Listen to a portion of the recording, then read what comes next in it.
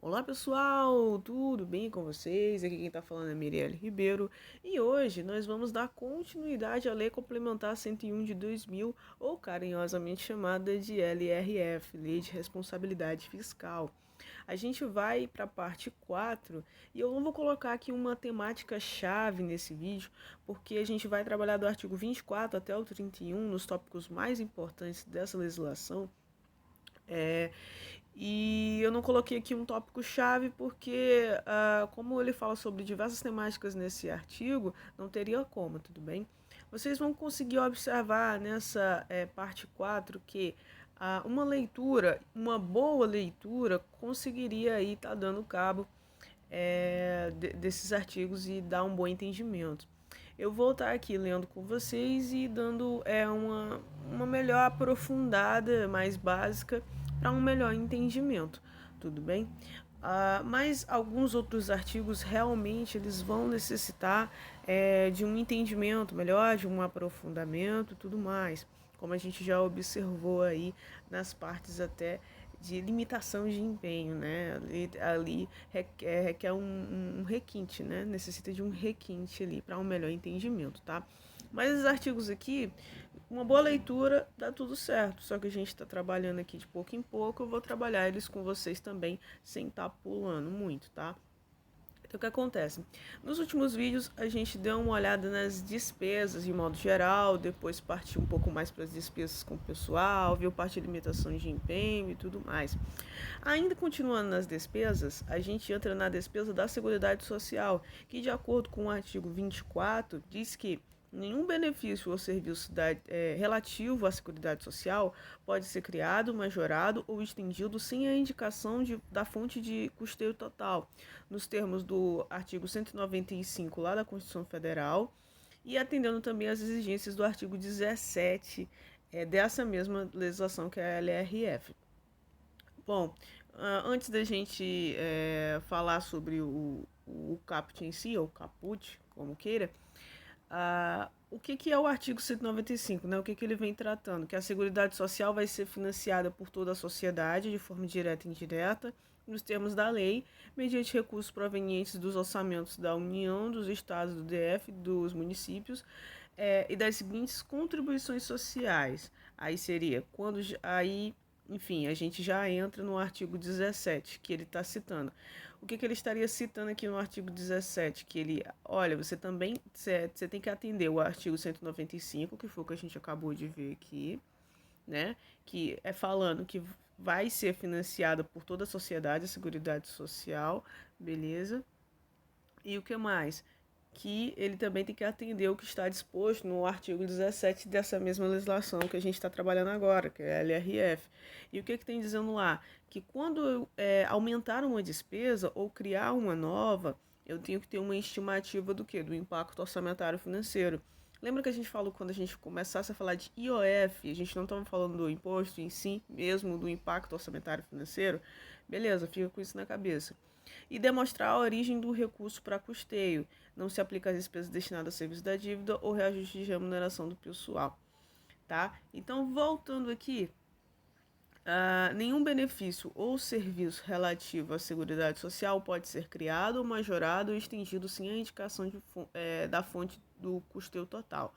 Beleza, olha só, ele não está dizendo que eu não posso criar uma nova despesa ou aumentar, beleza? Ele está dizendo que isso não pode ocorrer sem que haja indicação da fonte de custeio total, tá bom? Então não confunda essas coisas. Isso amparado ao artigo 195 da Constituição, que fala que toda a sociedade ali, né, vai arcar com a despesa da Seguridade Social, sociedade ativa, né? Aquela sociedade que está trabalhando. E tem que atender também o disposto do artigo que está no artigo 17, que fala sobre uma nova criação de despesas, o que elas têm que atender, tá bom? Que tem que demonstrar lá qual vai ser o impacto orçamentário, financeiro e tudo mais, beleza? Só que acontece, vai ser dispensado da compensação que está lá dizendo lá no artigo 17. E que compensação seria essa, né, a priori, né? Antes da gente ver o que está dispensado. A primeira seria, A primeira seria essa aqui, ó, no tópico 2. Deve ter compensação através do aumento permanente da receita, elevação de alíquotas, ampliação da base de cálculo, majoração ou criação de tributos ou contribuição, ou uma redução permanente da despesa, bem como garantir que esta não afetará o anexo de metas fiscais.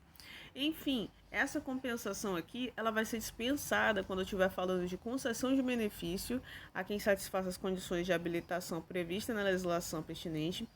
Também vai ser dispensada na expansão quantitativa do atendimento dos serviços prestados e no reajuste de valor do benefício ou serviço, a fim de preservar o seu valor real. Aí tem o parágrafo 2º que diz que o disposto nesse artigo aplica-se a benefício ou serviço de saúde, previdência e assistência social, inclusive os destinados aos serviços públicos e militares ativos e inativos e aos pensionistas. Beleza? Então é um artigo bem light assim de estar compreendendo numa leitura, tá bom? Vamos para as transferências voluntárias. Já é outro tópico que é lá no artigo 25. A gente vai aqui chamar as transferências voluntárias de TVs, beleza? Então, as TVs, elas vão ser o quê? As entregas de recursos, que pode ser corrente ou de capital. Isso é muito importante e eu deixei em amarelo destacado, porque eu já vi algumas provas que assim não perguntava se era corrente ou capital, mas que se você soubesse disso, você já conseguiria tirar alguns itens, beleza? E isso aí é relevante para você estar conseguindo aí acertar as questões em prova. Então, vai ser a entrega de recurso corrente ou de capital para um outro ente da federação, a título de cooperação, auxílio ou assistência financeira, que não decorra de determinação constitucional, legal ou os destinados ao SUS, tendo como instrumento operacional os convênios e contratos de repasse, beleza? Então, ali as transferências voluntárias vão ser aquelas entregas de recursos, que pode ser tanto corrente ou de capital, para cooperar, para auxiliar, para dar uma assistência financeira, tudo bem? Só que o que ocorre, só o que ocorre? Essas transferências, elas não podem ser assim uma espécie de obrigação constitucional, legal, ou uma transferência destinada para o atendimento do Sistema Único de Saúde. Tem essas exceções aí, tá? Para se configurar numa transferência voluntária. E aí, o que eu vou necessitar para poder fazer essas transferências voluntárias? Primeiro, tem que existir uma dotação. Posteriormente, não se pode destinar despesa com pessoal. Isso aqui está muito ligado, né, gente, àquele princípio do não estorno, que diz que eu não posso mudar a finalidade de um recurso. Na verdade, os recursos eles podem ser transferidos de um órgão para outro, órgãos diferenciados, mas a finalidade ela não pode ser mudada. Então, está bem associado a esse princípio do não estorno. A outra coisa, está em dia para com o ente transferidor quanto ao pagamento de tributos, empréstimos, financiamentos e prestações de contas de recursos anteriormente recebidos. Bom, se você não está em dia, quer dizer que você está fazendo uma má gestão. Fazendo uma má gestão, você estaria proibido de receber transferências voluntárias. Isso seria até uma punição institucional. Punição institucional que a gente já conversou, que era em aulas anteriores. Se você está em dúvida, dá uma olhada aí. Bom, observar os limites da dívida consolidada, imobiliária, operação de crédito, inclusive as áreas, que são as antecipação da receita orçamentária, restos a pagar e despesa total com o pessoal. Novamente, seguindo essa linha de se você se você faz uma má gestão, você acaba aí sofrendo punições institucionais, e uma delas é o não recebimento de transferências voluntárias.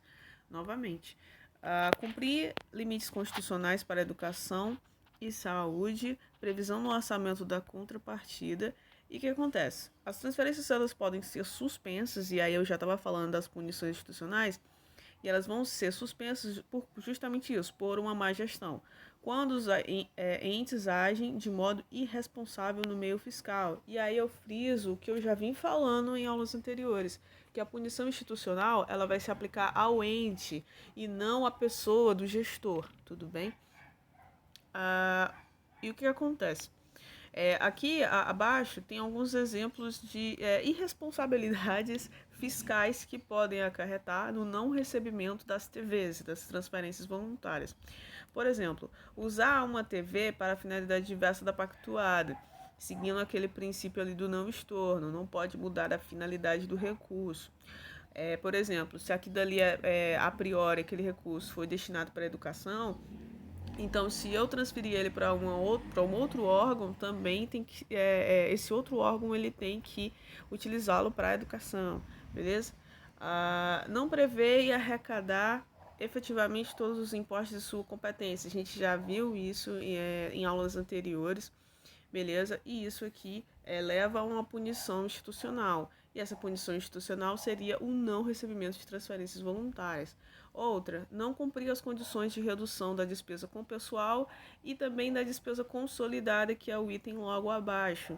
Ou seja, se você não cumprir ali com aquele, principalmente o limite global da despesa com pessoal, da despesa consolidada, você fica impedido de receber as TVs, transferências voluntárias. Não cumpriu o prazo para a consolidação das contas nacionais, que é em abril, maio e junho, beleza? Se eu não me engano, abril é a União, maio é o Estado e junho é os municípios. Depois eu vou dar uma olhada direitinho se é isso mesmo. Descumpriu o prazo de publicação do RREL, que é bimestral, o RREL, que é o Relatório Resumido de Execução Orçamentária, e descumpriu o prazo da publicação do RGF, que é quadrimestral. RGF, esse que é o Relatório de Gestão Fiscal. Então, essa má gestão que você acaba tendo uma irresponsabilidade fiscal e cometendo esses atos aqui, isso te leva a o não recebimento de transferências voluntárias, beleza? Um adendo é que essas punições não se aplicam para com as ações de educação, saúde e assistência social. Essa é uma exceção, beleza? Bom, vamos para o próximo tópico, que já é o artigo 26 e já fala já de outra temática, saindo de despesa de seguridade social e entrando em destinação de recursos públicos para o setor privado. Aqui no artigo 26 ele vai dizer o quê? Que destinar recursos direto ou indiretamente para cobrir necessidades de pessoa física ou pessoa jurídica deve ser autorizado por lei específica, ou seja, eu posso sim destinar recursos públicos para o setor privado, desde que eu tenha uma lei específica autorizando, atendendo às condições da LDO e ter uma previsão na LOA ou nos créditos adicionais que vão ser inseridos através de uma lei especial na LOA. Artigo 27. Na concessão de crédito por ente da federação à pessoa física ou jurídica que não esteja sob seu controle direto ou indireto, os encargos financeiros, comissões e despesas congêneres não serão inferiores aos definidos em lei ou ao custo de captação. Ou seja, aquela pessoa jurídica ou física que esteja recebendo recursos públicos, né? Não pode ali estar tendo um privilégio, um tratamento diferenciado com encargos, comissões e despesas. Aquela parte do setor privado que não está sob o controle direto ou indireto dos órgãos públicos, beleza? Isso não vai levar a um tratamento diferenciado de ter encargos financeiros inferiores aos que a lei já fixa, tudo bem? É isso que esse artigo está querendo dizer. Artigo 28. Não se pode socorrer instituições do sistema financeiro nacional, ainda que a concessão de empréstimo, recuperação ou financiamentos para mudança de controle acionário, salvo mediante lei específica. Então, é o seguinte, a regra geral é que eu não posso socorrer instituições financeiras destinando recursos para elas. Instituições do sistema financeiro nacional, tá? Mas, se tiver uma lei específica que trate sobre esse assunto, eu posso fazer isso. Muita coisa do LRF é assim, eu não posso fazer, mas se tiver uma lei específica, eu posso fazer, tudo bem? Então, você tem que ver a regra geral e ver se aquilo ali vai ter alguma exceção, salvo, mediante lei específica, tudo bem? Vamos para o próximo. Tá.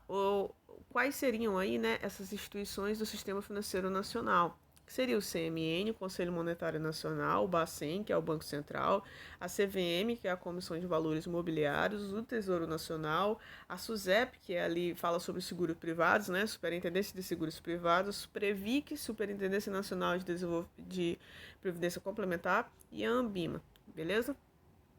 Agora, dívida e endividamento. Só que aqui eu vou dar uma atençãozinha aqui para vocês, um adendo, de que o artigo 29, eu já falei sobre ele na parte 2 das aulas de contabilidade pública. Então, eu não vou falar sobre ele aqui, porque eu já dei uma explicação muito boa, ao meu ver, lá em contabilidade pública. Por que eu fiz isso lá em contabilidade pública? Porque lá esse artigo ele vai tratar de algumas conceituações, por exemplo, de dívida consolidada, fundada, se eu não me engano, tem mobiliária, enfim, traz diversas conceituações lá que são muito necessárias para a contabilidade pública, porque algumas questões eles pedem para fazer por exemplo, diga o resultado do PL, beleza? O resultado, sei lá, da, do passivo, do passivo não circulante, do passivo circulante. Então, o que acontece? Há necessidade de você saber a conceituação para poder estar classificando essas obrigações no local adequado, né? Não só as obrigações, como a dívida ativa também, que tem na conceituação do artigo 29, que a priori a gente, por conta do nome, acha que é uma despesa, né? Mas a gente vê lá que é uma receita. Então ela ali vai entrar na parte do ativo. E isso pode acabar confundindo um leigo e você acabar contabilizando de uma forma equivocada. Então por isso que eu coloquei lá, porque eu achei relevante estar lá, para caso ocorra de você se deparar com alguma questão desse tipo, beleza? Como eu já expliquei lá, eu passo, né, eu peço que vocês deem uma olhada lá no vídeo, que eu falei só justamente desse assunto, artigo 29, e também sobre bens públicos, que é bem assim, a parte de bens públicos também é importante da gente estar vendo, porque, por exemplo, ano passado caiu uma questão, apesar dela ter sido anulada, que foi a única questão que foi anulada na prova, mas se ela não tivesse sido anulada, dava para ter matado um item ou outro justamente por causa de bens públicos. E a gente até corrigiu essa questão em alguns vídeos aqui que eu fiz de resolução do CAP do ano passado, de 2019. Então, se você, né, fazendo um adendo aqui, dentro de um adendo, se você tem dúvidas em algumas questões do ano passado, dá uma olhada lá para você poder tirar essas dúvidas aí, né, e ter um bom desempenho. O que eu vou estar falando aqui sobre essa temática? E o que eu não falei lá nesse vídeo, que a contratação de uma operação de crédito ao ano não pode ser superior a 16% da receita corrente líquida. Tá? Então, eu não posso contratar operações de créditos que sejam superiores a 16% da receita corrente líquida. Receita corrente líquida, que a gente já viu que é. E o pagamento, que seria a amortização e encargos da dívida, não pode ser superior a 11,5% da receita corrente líquida. É isso que eu tenho para dizer daqui. E o resto, ou você dá uma lida nesse artigo 29, e eu aconselho também, em conjunto, ver o vídeo da aula do CASP, aula 2, parte 2, porque vai ali, né, fazer com que você tenha um compreendimento melhor ali, mais amplo do assunto, beleza? Bom, aí a gente vai para o artigo 30, que ele já fala de outra temática, que são os limites da dívida pública e das operações de crédito. Ele vem falando o quê? A dívida pública é avaliada quadrimestralmente no relatório de gestão fiscal e tem percentual de limite da RCL definido pela Constituição Federal de 88, que diz que, bom, quando eu estou falando aqui de dívida consolidada imobiliária, os percentuais de limite da RCL, eles vão ser definidos pelo Senado Federal e pelo Congresso Nacional. Só que o Senado Federal compete privativamente a ele dispor sobre esses percentuais para a União, Estado e Município da dívida consolidada. E para a dívida mobiliária, ele vai aí ditar os percentuais dos estados e dos municípios, beleza? Isso é para o Senado Federal. O que ficou sobrando foi a dívida mobiliária da União. E quem vai editar esses percentuais vai ser o Congresso Nacional, tudo bem? Da dívida mobiliária da União, tá bom? Então é isso aqui que está tratando lá no artigo 30. A recondução, outro tópico já, recondução da dívida consolidada. A gente falou, né, que acabou de falar que os percentuais agora da dívida consolidada vão ser aí, como a gente acabou de ver aqui, definidos pelo Senado Federal, União, Estados e Municípios. E que, né, a gente viu que a mobiliária já vai ser o Congresso Nacional, mas aqui no artigo ele está falando da consolidada, só dei uma voltada aqui para vocês entenderem. Bom, era para a gente continuar aqui no artigo 31. O que acontece? Eu já falei sobre esse artigo na aula anterior de LRF. Então, se você tem alguma dúvida, você vai lá que eu já falei sobre ele. Por quê? Porque eu fui falar de despesas com o pessoal, da limitação de empenho, e acabei falando também que tem algumas limitações para a dívida consolidada, beleza? O que eu não falei lá? Que eu tô colocando aqui embaixo, que lá no parágrafo 1º desse artigo, ele diz que enquanto perdurar o excesso, caso você passe ali do limite global da dívida consolidada, o ente ele vai, que estiver com o excesso de dívida consolidada acima dos percentuais que o Congresso, que o Senado Federal dispôs lá de percentual, você vai estar proibido de realizar operações de crédito de modo interno ou externo, inclusive ARO, ressalvado o refinanciamento do principal atualizado da dívida mobiliária. Ou seja, salvo o refinanciamento do principal atualizado da dívida mobiliária. E também vai obter enquanto perdurar o excesso, o ente que tiver nele incorrido obterá o resultado primário necessário à recondução da dívida consolidada ao limite, promovendo, entre outras medidas, limitação de empenho, que a gente já viu como é que ocorre lá no artigo 9º. Parágrafo 2º. Vencido o prazo para retorno da dívida ao limite, no caso, a gente já viu qual é o prazo da dívida consolidada, então vai lá no vídeo anterior e dá uma olhada, e enquanto perdurar o excesso, o ente ficará também impedido de receber o quê? Transferências voluntárias, que a gente acabou de ver. Lembra que a gente viu lá quais são assim os critérios para estar recebendo transferências voluntárias? E um deles era você não atender, quer dizer, os critérios, né? Era você atender os limites prudenciais, de alerta, principalmente o global, com a dívida consolidada e com as despesas com o pessoal, beleza? Bom, sim, tem outra coisa aqui para estar tratando com vocês. Receber transferências voluntárias da União ou do Estado, beleza? Parágrafo 3º, as restrições do primeiro, que seria que enquanto perdurar o excesso e as alíneas, vão se aplicar imediatamente quando, se o montante da dívida exceder o limite no primeiro quadrimestre já do último ano do chefe do Poder Executivo. Ou seja, existem diversas regras de fim de mandato. E essa é uma delas, beleza? Então, o que acontece? Se no último ano de mandato do chefe do Executivo, e já no primeiro quadrimestre, houver aí um excesso, né, passou ali do limite global percentual da dívida consolidada, eu já tenho que aplicar todas as restrições do parágrafo 1º, beleza? Por que isso ocorre?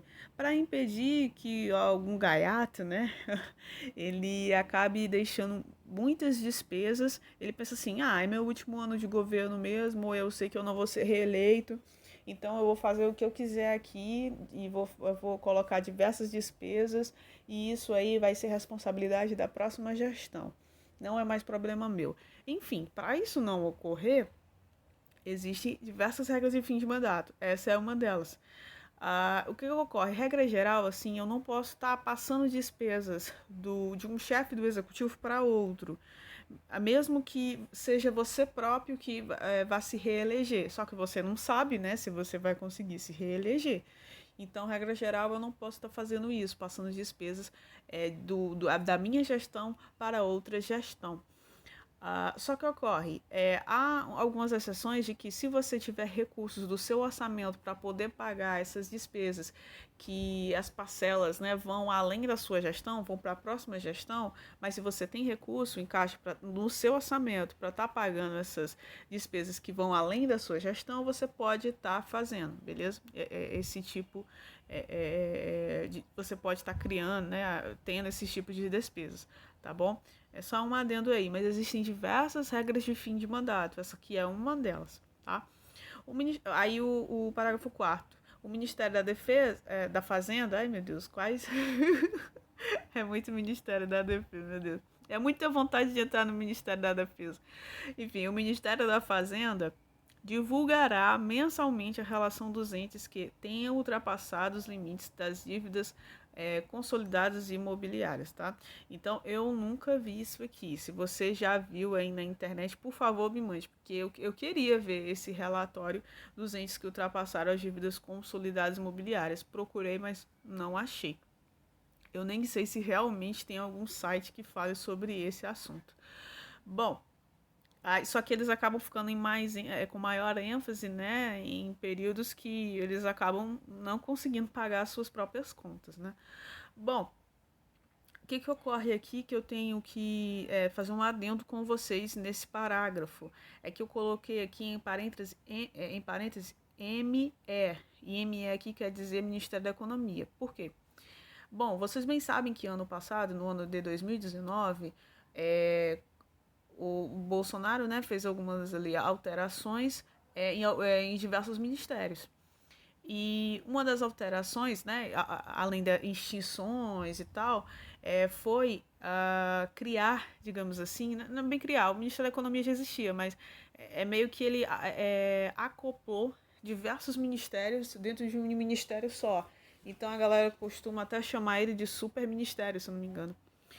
E, por exemplo, antigamente, quando a gente trabalhava sobre o órgão central do sistema de planejamento dos orçamentos, a gente falava do MPOG, que depois virou MPDG. Se eu não me engano, era Ministério do Planejamento, Orçamento e Gestão, e aí depois virou Ministério do Planejamento, Desenvolvimento e Gestão. Aí o que acontece? E esse órgão central, ele também era o órgão central da descentralização dos créditos orçamentários que a gente viu lá em orçamento público. Eu não sei se vocês lembram, mas tá aí, tem aulas aí. E o que acontece? Esse ministério, ele foi um dos que foram acoplados, foram incluídos dentro do Ministério da Economia. Não só ele, como também o Ministério da Fazenda. Então, o que ocorre? A leitura correta desse parágrafo seria: o Ministério da Economia divulgará mensalmente a relação dos entes que tenham ultrapassado os limites das dívidas consolidadas e imobiliárias. Beleza? Por quê? Porque o Ministério da Fazenda agora está dentro do Ministério da Economia, tá? Ou seja, esse ministério, novamente dizendo, ele acoplou atividades de outros ministérios e agora estão com atividade dentro do Ministério da Economia, beleza? Só ressaltando isso aqui. Outra coisa que eu tenho que ressaltar para vocês, né, para um melhor entendimento, vocês não conseguem agora observar, coisa que eu já falei, que não dá para você estudar LRF, contabilidade pública e orçamento público, ou AFO, como queira, de modo separado, porque um depende do outro para uma melhor compreensão. Você até pode estudar eles de modo separado, mas se você estudar de modo conjunto, você vai ter um entendimento muito melhor de todo o contexto, beleza? Então, quando você for assistir as aulas aqui, assiste a um de cada um, beleza? A parte 1, vou assistir a parte 1 de todos. A 2, assiste a parte 2 de todos. A 3 de todos. 4, enfim, assim por diante, tá? Observação aqui desse slide aqui. Os prazos eles vão ser duplicados em caso de recessão, de acordo com o artigo 66. Beleza. Ou seja, as limitações de empenho, né, e todos aqueles prazos para a recondução dos limites, eles vão ser duplicados, beleza? Por conta da recessão. Isso lá no artigo 66 dessa mesma legislação que é a LRF. Estou trazendo para cá para um melhor entendimento. E o artigo 65 diz que Esses prazos eles também podem ser suspensos em casos de calamidade pública reconhecida pelo Congresso Nacional, que coincidentemente é o estado que estamos vivendo atualmente. E por conta disso, eu trouxe algumas informações complementares. Eu não sei se vocês conseguem observar ou conseguiram observar, mas lá na LRF, quando você entra, né, na lei complementar pela internet, você vê lá que tem um AD, e eu não lembro, eu acho que o número dele é 6357, uma coisa assim. Mas é irrelevante. Essa ação direta de inconstitucionalidade, ela foi para alguns artigos ali e eles acabaram votando lá que qual era o objetivo? Ai meu Deus, quase não sai. Qual é o objetivo dessa ação direta de inconstitucionalidade? Era de meio que suspender alguns artigos da LRF na parte de contagem de prazos, beleza? E demonstrações, né, ali primárias e tudo mais. E aí, enfim, isso foi para plenário, foi votado. Ocorre que acabou surgindo uma emenda constitucional antes mesmo da votação dessa ação direta de inconstitucionalidade, que é essa emenda constitucional 106/2020, que praticamente trata assim das mesmas coisas que essa ação direta de inconstitucionalidade que estava propondo. Então ela acabou sendo que extinta e não deu prosseguimento a ela. Aí o que aconteceu?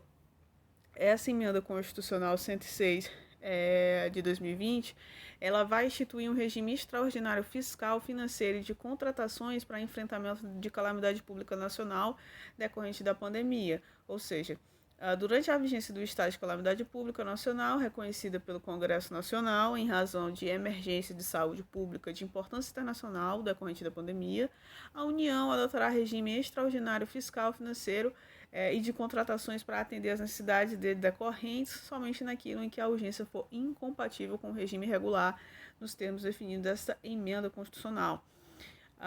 Beleza. E outra lei que seria aí justamente para esse mesmo assunto é a Lei Complementar 173 de 2020, desse ano também, que em alguns tópicos lá da LRF vocês vão ver que ela está lá presente. Por quê? Porque ela estabelece o Programa Federativo de Enfrentamento ao Coronavírus e vai alterar algumas partes ali da Lei Complementar 101 de 2000, a nossa LRF, beleza? Em alguns tópicos, essa Lei Complementar 173 de 2020 vai ali dar um tratamento diferenciado do que a legislação já estava prevendo, justamente por conta do estado de calamidade pública que estamos vivendo. Então, algumas regras assim que a LRF vinha trazendo, elas vão ser alteradas por conta do estado de calamidade pública, tá bom? É só para um melhor entendimento aqui que eu estou trazendo isso. Outra coisa, isso afeta diretamente o conteúdo dos concursos para a CAP e as PSECs? Bom, para a CAP, né, o edital já saiu e nada consta sobre esse assunto, beleza? Então, tudo que você tem que estudar é o mesmo conteúdo de como se normal fosse, como se não estivéssemos em calamidade pública. Você tem que estudar a regra geral ali, como está lá na LRF a priori, tudo bem? A parte aqui da Lei Complementar 173 e a Emenda Constitucional 106, elas são legislações criadas para um regime extraordinário fiscal, orçamentário, enfim, tudo bem? É só para o enfrentamento da Covid-19 e não para ficar para sempre, tá bom? Então é só isso que eu queria de informação complementar, tá aqui alertando para vocês, beleza? Aqui algumas referências, tá bom? E se vocês gostaram dessa parte 4, eu espero que vocês deem um like, se inscrevam no canal também. Até a próxima, tchau, tchau!